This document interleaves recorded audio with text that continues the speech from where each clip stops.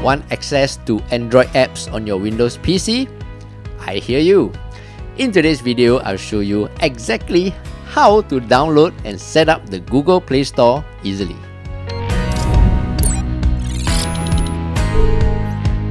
Hey, what's up everyone? I'm Steph, and in this channel, I teach you quick daily tech tips that make your life a little easier.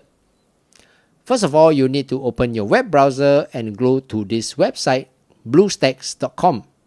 Then click on download BlueStacks.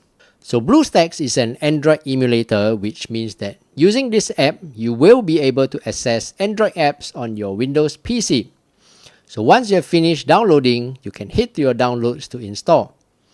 Once you get inside the BlueStacks app, you can click on the home screen here and click on System Apps.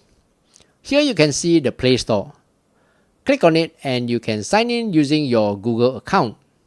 Once you have signed in, you can see all the games and apps which you can normally access here in your BlueStacks. So let's say there's a game you want to play, so just click on it and install.